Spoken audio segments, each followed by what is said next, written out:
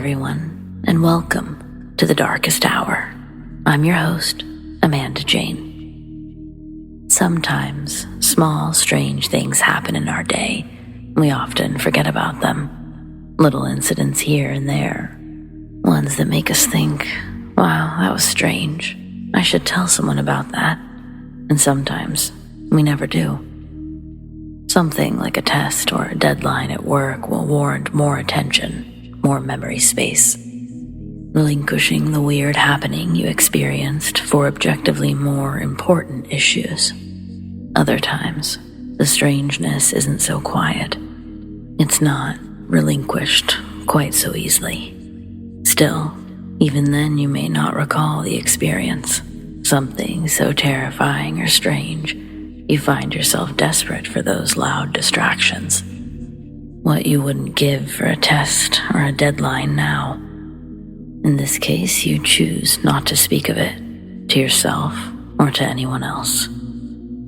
Until maybe you remember those small, strange moments, the big ones. Maybe you decide that you do want to share that experience. Like the authors of tonight's stories, I hope if you do, you share them here. So, let's get started, shall we?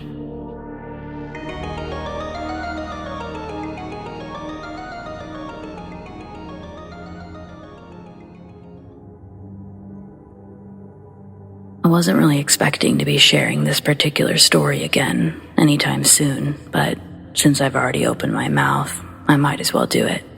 But be warned, this is the short and sweet version of the incident, and it's not very short.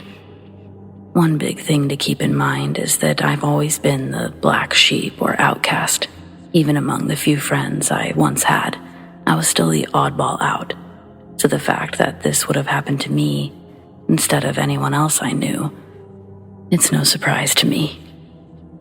In the earlier mid-2000s, I'd already been banned from the latest school that I was sent to, and I already didn't belong there anyways. Meanwhile, I was also taking care of a so-called family member. Well, being me, I educated myself through things that had everyone else around me scared shitless to even venture to my front door. Naturally, because of this, even the local Catholic deacon, basically a priest who can marry, he would tell everyone who even mentioned my name, be careful about him, he's extremely unstable. Needless to say, at the time, I was already studying ancient witchcraft, along with a mound of other things. So, of course, this had the deacon terrified of me too, so he only used that to fuel his trash talk about me. It was right around the middle of summer, and I'm doing my usual, reading and listening to music. I get a call from the same man, the deacon. And this guy is panicking, like someone is about to slaughter his family, literally begging me to visit his house immediately. And mind you, it's the middle of the damn night. I'm immersed in my reading, not exactly in the mood for visiting someone who's basically little more than an enemy. But I agreed to visit him anyway. He lived across town. For me, that was a fairly short walk. I get to this man's house, and the first thing I hear is what sounded like a full choir of screaming coming from inside. But his family was all outside the house with him. By this point, I'm already wondering, what the hell is going on, and what or who did you piss off? Mind you, from outside, apart from this screaming I kept hearing, everything seemed completely ordinary. But I started hearing things from inside that house that I knew full well I shouldn't be hearing. The closest I can describe it would be starting as an almost impossibly deep wailing, similar to that of winds of a tornado or like, but much, much deeper, and slowly getting louder. After a brief conversation with the deacon, even his wife pipes up, telling me that if I could help, as apparently everyone else said I could, then they would openly rescind everything that her husband had said about me to the rest of the town, and then some. Personally, I would have been satisfied with just humbling the guy. But of course, because they also had 2 children, and I've always been protective of kids, I agreed to help them out anyway. I wasn't going to enter his house without him accompanying me, but this guy was shaking like crazy, literally clutching his Bible and his priest robes like they were his lifeline, just walking with me. Personally, until that night, I'd never even heard of a priest being so scared. For some weird reason, as soon as I crossed the threshold of the house, all screaming and everything just stopped. The place was so quiet you could hear a pin drop on the basement floor. Even for me, that was a little eerie. I had to tell the deacon to start reading, more like whispering from his scripture, while I called out. It took a few minutes of this, but I already knew that since his presence had already somehow pissed something off, the same was bound to happen again. Right about then, I started feeling the house getting hot, and I mean literally fire hot. Of course, accompanied by a roaring voice. Mind you, I've always been physically and mentally desensitized to fear, though I don't really know why. The next thing I know, the deacon gets sent across the room, and I'm plunged against the wall so hard the wall caved in on me. A split second later, the house is on fire, yet somehow I'm the only one not fazed by it. Among the last things I recall is seeing a trio of figures that looked like they came straight out of a D&D meets Dante's Inferno film, and all three are giving me specifically a stare that was most definitely homicidal. Beyond that, I distinctly remember getting into a literal fistfight with these entities before I finally recalled part of what I was studying, in terms of a binding, banishing ritual. Suffice to say, I used what part of the rite I could at that moment, and though it physically felt like I'd been bludgeoned by a truck, just like that, it was over. The deacon had asked me what it was that I did. The only thing I could tell him was, the next time you decide to trash talk the use of ancient magic, buddy, I suggest you think twice. The deacon spent a few nights in the hospital after that, due to somehow breaking one of his legs and something else I can't recall. But what I was left with, in terms of the marks, I was told that I shouldn't have been able to even stand on my own after the impact against the wall. But there was more to all of it than I was even willing to tell then, and the same remains even now. Overall, the incident of that night is just one of the many reasons for which I tell people, to this day, if an entity is capable of moving a person or object with enough force to do some damage, then that entity is fully capable of ending a life with either equal or greater force. A house spontaneously burning down while also rebuilding itself. Myself getting sent practically through a wall, and another coming out with broken bones. Yeah, according to everyone else. Neither of us should have survived that.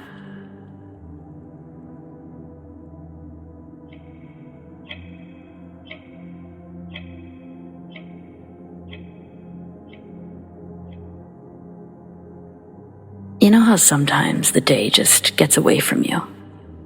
Time passes like both molasses and the speed of light. There's times where so many things happen in a day it's hard to remember any of it outside of a chaotic blur.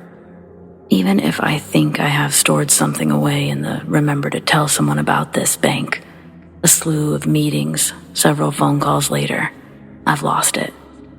Many a story is likely lost this way. I'm only saying this because I just came to that epiphany when I remembered something crazy weird that happened to me yesterday. I'd even forgot to tell my wife about it because I'd gathered too many other stories about my day that took up the conversation. Yesterday, I'm standing in the elevator alone at work. It's the middle of the day.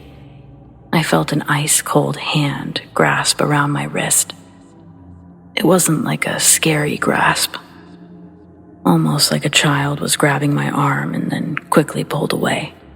When I felt it, I didn't think to recoil away. My first thought was, there's definitely nobody else in this elevator with me. That was weird.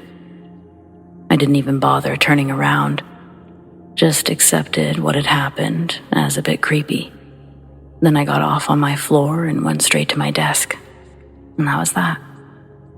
Does this story bring up any, oh yeah, I forgot that happened, little repressions for anyone else? Or is it just me?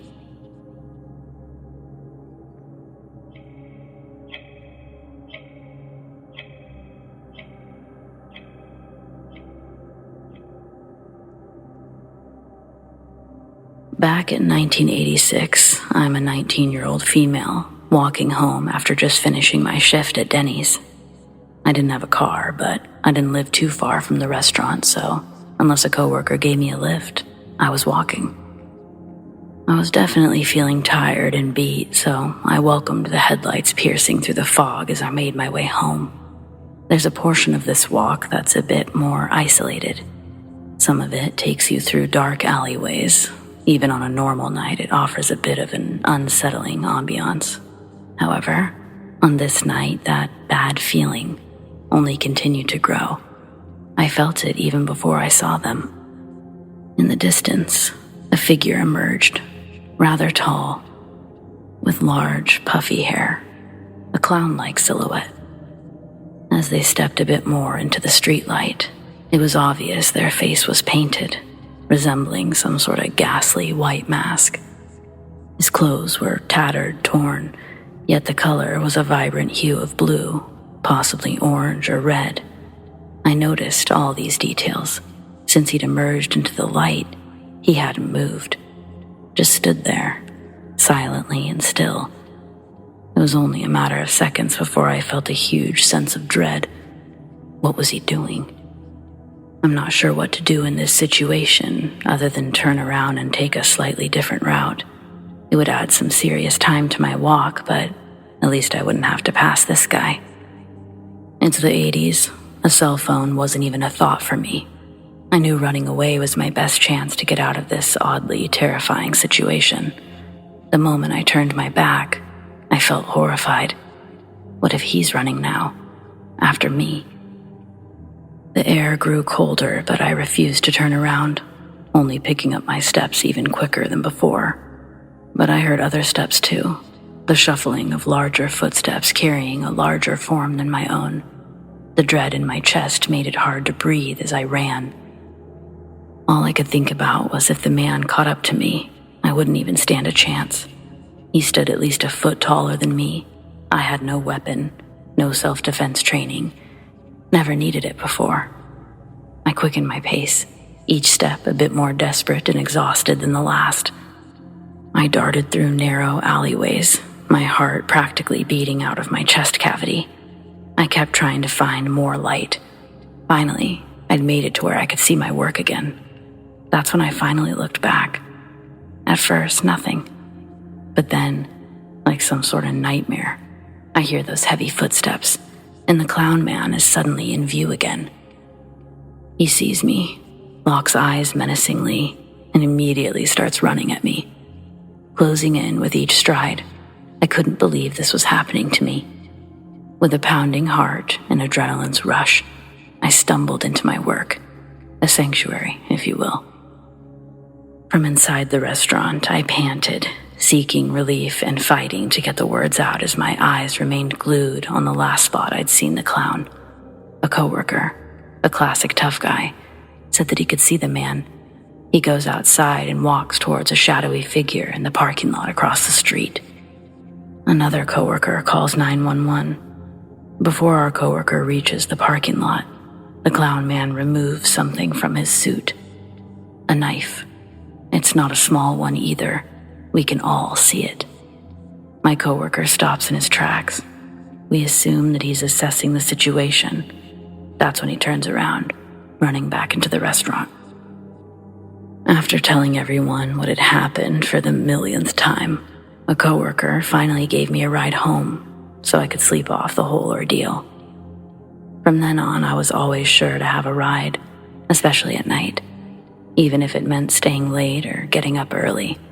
Hell, sometimes both. Anything beats getting chased down by a lunatic. That's someone I'm happy to never meet again.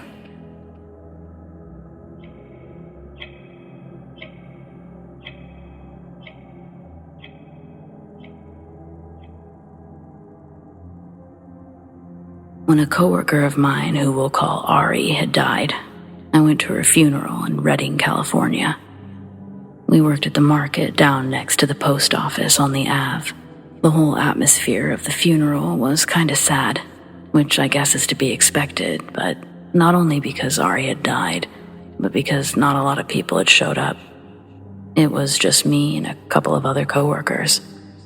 For my story, I've changed her name to Ari because God rest her soul.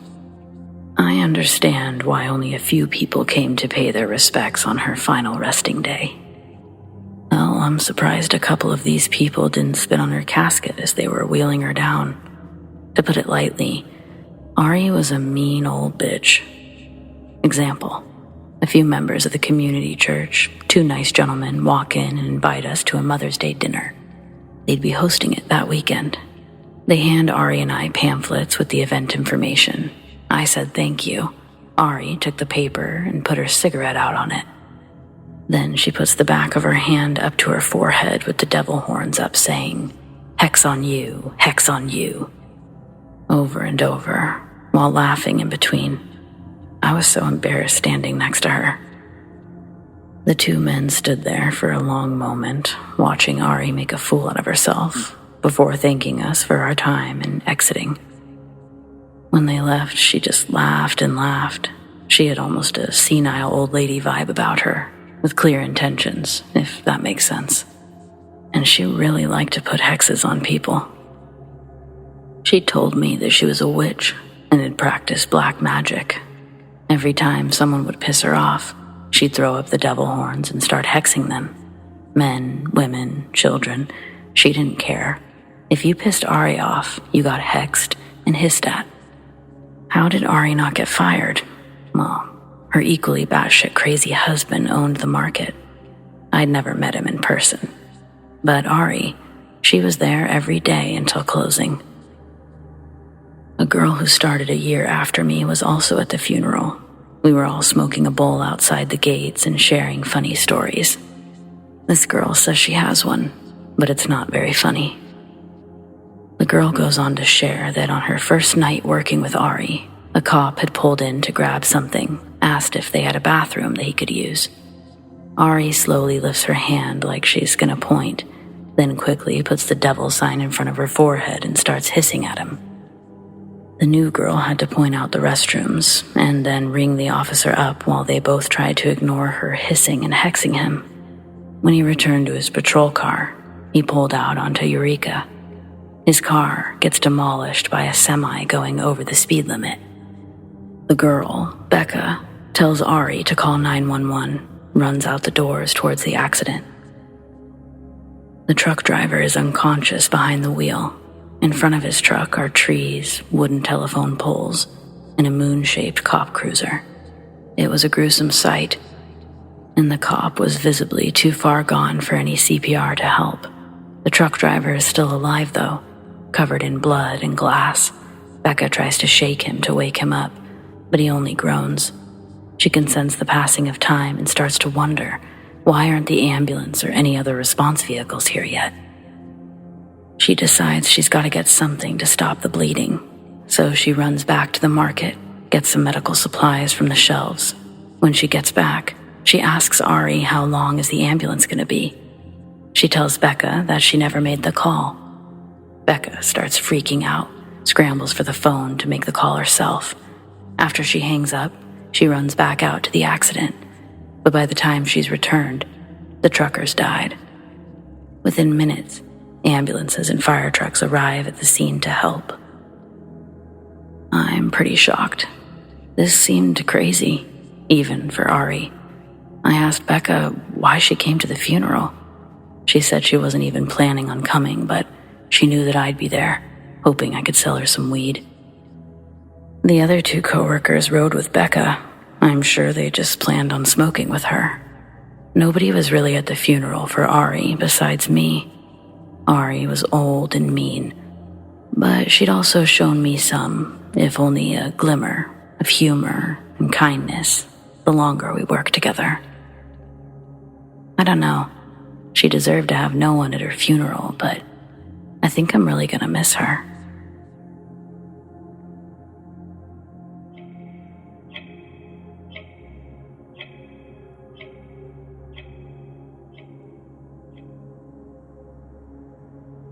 few nights ago, I woke up in the middle of the night and saw a small black orb with tentacles floating towards me from above. Initially, I deemed it was a spider dropping from the ceiling, but as it got closer to me, and as I focused, it just dissipated. This thing was pitch black, about the size of a bouncy ball or a quarter. The tentacles were also pitch black. They were thin and hairy or inky. It was by all means there, and then it wasn't. It was strange enough for me to get out of bed in the middle of the night.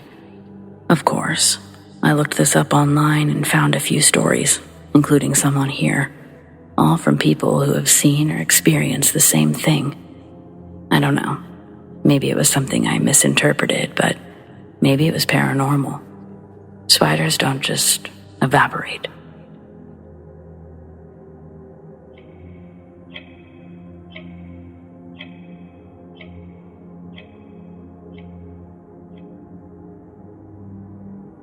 I'm a glorified security guard who babysits a giant warehouse filled with wooden crates. They come in all shapes and sizes, and I've never looked at what's inside. I just never cared. I've worked this cushy job for a year, wasn't about to lose it over a box of random junk. The warehouse is in the middle of nowhere, a solid 40 minutes outside the city limits. I'm not even sure why they bothered hiring security guards, but there's always someone here. I normally work during the day, but one of the night guards, Carter, quit in the middle of his shift, so I volunteered to fill in. I really wanted the overtime and the brownie points. I was planning on asking for a raise on Friday, but now I'm not even sure if I'll still be working here by then. More than anything, I wish I could ask Carter why he left. He was only a year away from retirement, and before tonight, I couldn't fathom why anyone would just randomly walk away from a job like this. But now, I'm starting to realize this place is totally different at night. It's creepy as hell. I've never been one to spook easily, but this is more than just being alone in the dark. From the moment I arrived, it felt like the entire atmosphere was different. The air itself was heavier, almost stale. If a little paranoia was my only problem, I'd be able to get through it. But I'm either losing my mind, or I'm not as alone here as I thought. 2 hours into my shift, I heard what sounded like someone knocking on a crate. But I didn't see anyone on the monitors, and I can assure you, there's no blind spots. My employers spared no expense when it came to cameras. A few seconds later, the knocking stopped, and I convinced myself it must have been another rat. There were still a few traps left over from the last one, so I set them up and returned to my desk. The next hour passed without incident, but then a sudden chill ran down my spine, and I jumped out of my chair so fast it fell over. It felt like someone brushed their fingertips across the back of my neck. Obviously, no one was there, so I must have imagined it, right? I couldn't bring myself to sit down again, so I checked on the mouse traps just to distract myself. 2 of them sprung, didn't catch anything, which does happen on occasion. That wasn't unusual. I reset the first one, but as I bent over to fix the second one, several loud knocks sounded from inside the crate next to me. They were very deliberate human knocks. There was no mistaking this for random rat noises. I don't know how long I stood there, hunched over like that. I didn't want to believe it. My brain insisted it wasn't possible, but the only logical conclusion was an auditory hallucination. I wanted to open the crate to prove nothing was inside. But they're all nailed shut. Even if I found a crowbar, I wouldn't be able to close it again. Instead, I asked if anyone was there, for them to knock if they could hear me, but the sound of my voice just felt heavy and foreign as it broke the tense silence. I probably would have shit myself if someone answered, but there was only the sound of my thudding heart for a reply. Eventually, I tore myself away from the crate and returned to my desk, but I still couldn't bring myself to sit down. All I could think about was Carter, if he had similar experiences. What other reason could he possibly have to just leave in the middle of his shift without warning? None of it makes sense. There's no way we randomly had the same hallucinations, unless something in the warehouse had caused them.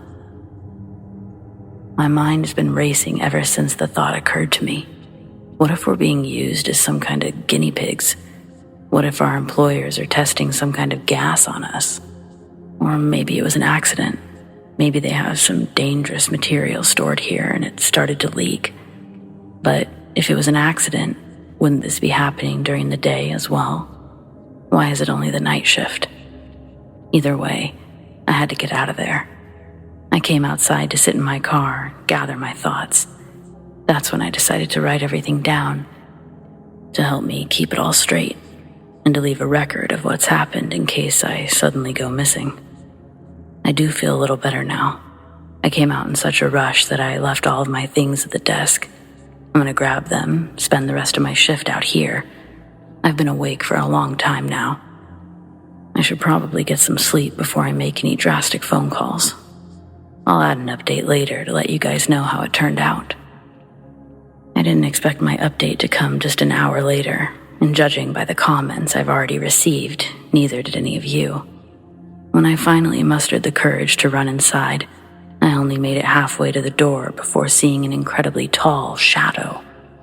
It passed by the small office window. Someone really is in there. Whoever it is must have been hiding in that crate. What would have happened if I'd opened it? I didn't want to be anywhere near that place, so I drove to the first well-lit public area. I don't know what to do next besides go home. Some of you suggested calling the police, but I'm not sure what I would say. This all makes me sound like a lunatic. I don't even know what I'm going to tell my boss. Why did I have to volunteer for the damn night shift?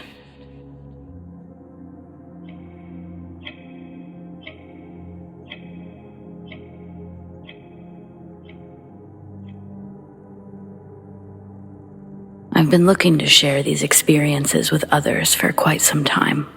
Still, whenever I find myself telling my stories to other people, I feel like an idiot for finding any plausibility with them. Hence, I'm sharing them with complete strangers because it seems easier.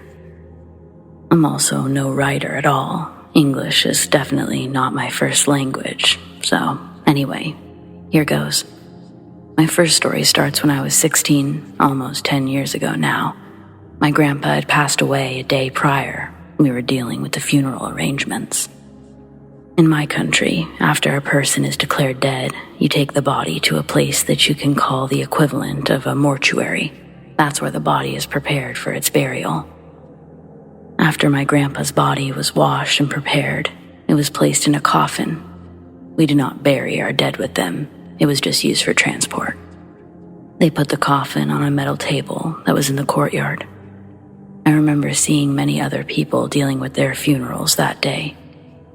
So multiple coffins were placed on the same metal tables, but I distinctly remember ours being the furthest away, and it was the only one on that particular table. My dad and uncle left to deal with the arrangements and payment, so I was alone with my grandpa. I didn't feel nervous or disturbed. It's just a dead body in a wooden enclosure. I was pretty relaxed. I leaned on the coffin with my left arm, started daydreaming about my grandpa. We had a special relationship. He was a pretty quirky and annoying guy to most, but I was his whole world, and he loved me to death even though I was sometimes annoyed by him. I always appreciated and loved him back. Then this happened. While I was still leaning on the coffin, I distinctly heard 3 knocks, and subsequently felt them with my arm too. There wasn't anybody around me, nothing touching the coffin beside me. The metal table, the knocks, they had the unmistakable muffled sound of the tapping on wood. I remember my heart rate increasing, but it wasn't fear, because it didn't feel menacing. It didn't feel warm or loving either. It just felt like an acknowledgement.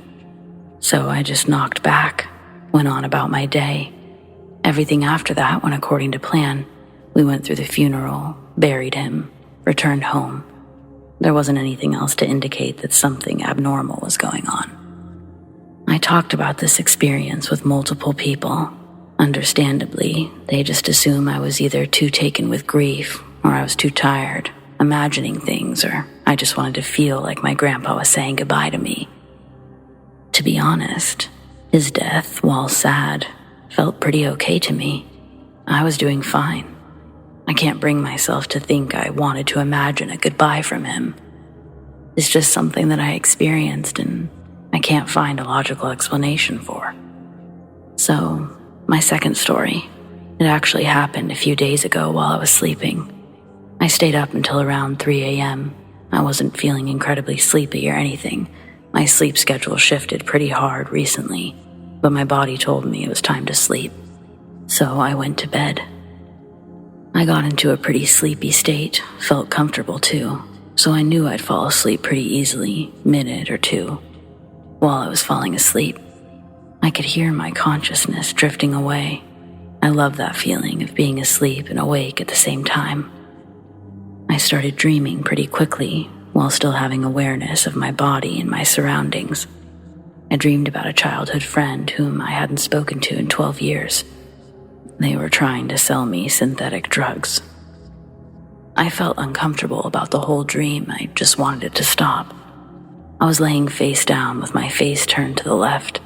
Sometimes when I'm having disturbing dreams or thoughts, I like to turn my face to the other side because it feels like I'm leaving all of those thoughts and dreams on the left side, turning to a blank page of dreams. So I willed my half-awake body to turn to the right.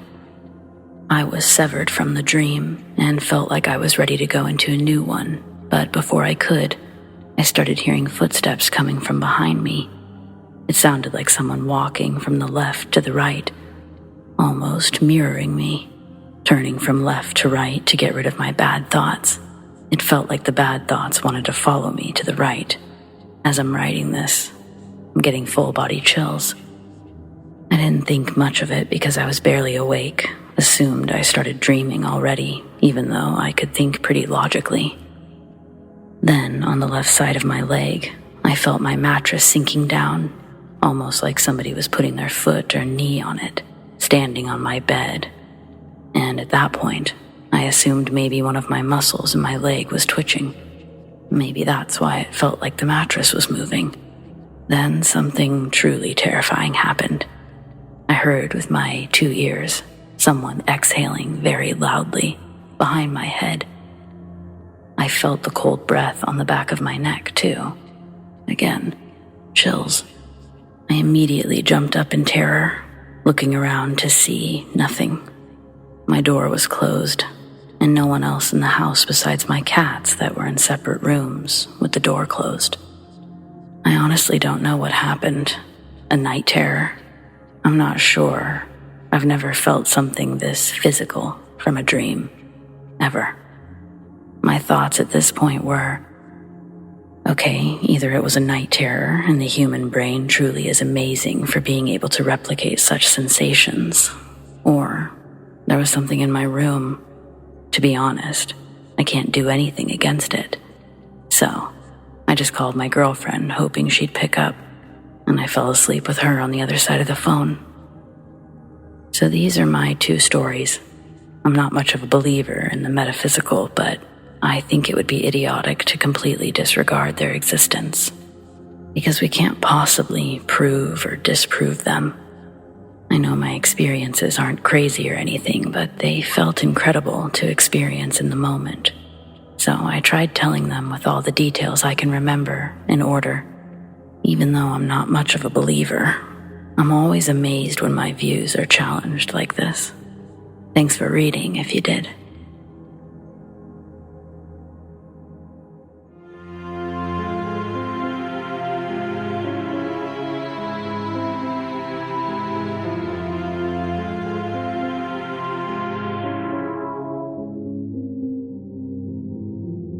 Well, friends, it appears we've reached the end of tonight's episode. Thanks for joining me tonight, whether it's your first time or you're a regular. Your support means the world over here, so thanks so much for listening. Also, a big thanks to those who shared their stories tonight. We've got brand new episodes every Friday night. Keep your eyes open just long enough to see those deep sleep videos. And don't forget to subscribe if you haven't already. Also, tap the bell so you never miss a thing. A huge shout out to all of my patrons whom I appreciate so very much. Tracy S, Tamara K, Monica L, ZoeWatt, Chelle B, Donald C, Marion T, Rat Girl, Alisha S, Erin G, Nikki H, Mr. Revenant, Naz K, Brendon G, Paul T, Nicholas C, Lissane, Arlene F, and Adrienne. If you want to support the Darkest Hour in other ways, consider joining my Patreon. Check out patreon.com/thedarkesthour. Also, do you have stories like these? I'd love to share them. Send them to me, amandadarkesthour@gmail.com, or on the Darkest Hour subreddit, the Darkest Hour YT. Stay spooky.